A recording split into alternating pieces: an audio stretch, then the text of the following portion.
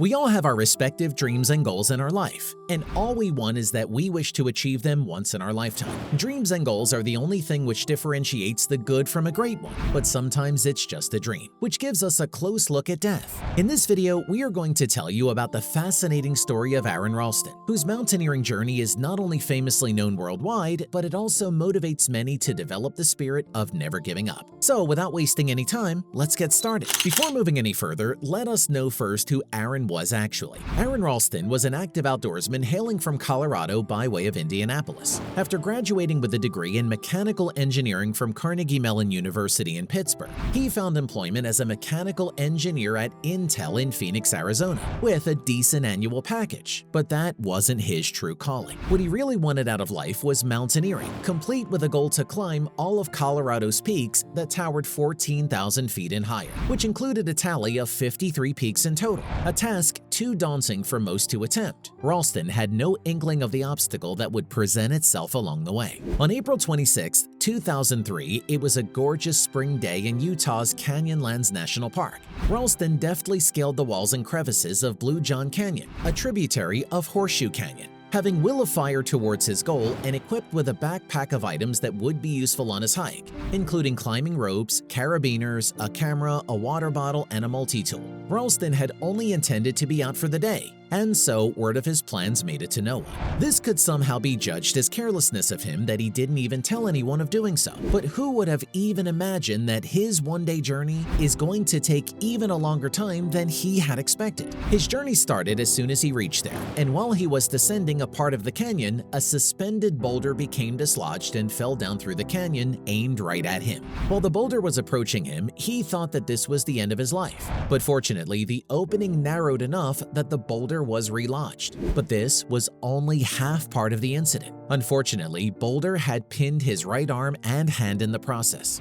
Determined not to panic, Ralston busied himself with every possible idea and strategy to lift or break the 800-pound boulder that imprisoned him in the canyon. Over the course of 70-plus hours or 3 days, he never gave up hope that someone would happen along to come to his rescue, or that he would somehow be able to extricate himself. He rationed the water he had at the time he became trapped, merely 350 milliliters. Dehydration set in as expected, and he vacillated between delirium and a sober acceptance that he would probably die. He entertained the possibility of severing his arm to free himself from the boulder, but despaired when he knew that the 2-inch dull blade on his multi-tool would not be sufficient to carve through the tendons and bone. On the 5th day, when his water supply was totally exhausted, that was the time he finally lost hope. He began to record goodbyes to his family and friends on his camera, and carved his name and his presumed date of death in one of the sandstone walls that seemed his tomb. He thought for sure that the night he was approaching would be his last, and he drifted into a troubled sleep,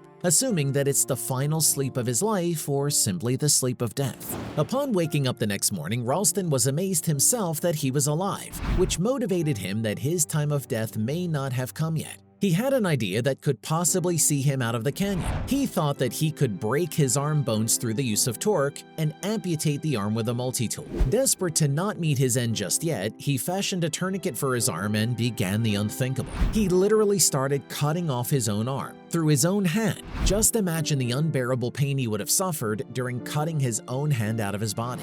It took more than an agonizing hour to cut through the flesh before he was finally free. He finally won his battle against death itself, but at the price of his own right arm. But his survival was not confirmed yet, the only known path to survival being his vehicle that was parked 8 miles away. He rappelled down a 65-foot canyon wall with his only viable arm, and began the hike back through the canyon. In a stroke of incredibly good fortune, a family on vacation discovered him in the canyon, luckily giving him their water supply and rushing to alert authorities. Before this chance meeting, Ralston was convinced that he would bleed to death. He had lost 25% of his blood volume from the amputation, and a staggering 40 pounds over the course of those horrific 5 days. Aron Ralston faced a more imminent death than most of us could ever imagine, and went on to avidly climb mountains and attain his goal of summiting all of Colorado's peaks over 14,000 feet. He is the first person to make all 53 of these ascents during winter as a solo climber. He later married and as of now leading a happy and delightful life. He is also a well-known motivational speaker, and a movie was also created created based on his true incidents, which is commonly known as 127 hours. And that's so because Aron approximately spent 127 hours competing with death continuously. Despite his excruciating challenge, Ralston has been quoted as saying, "I did not lose my arm, but gained back my life."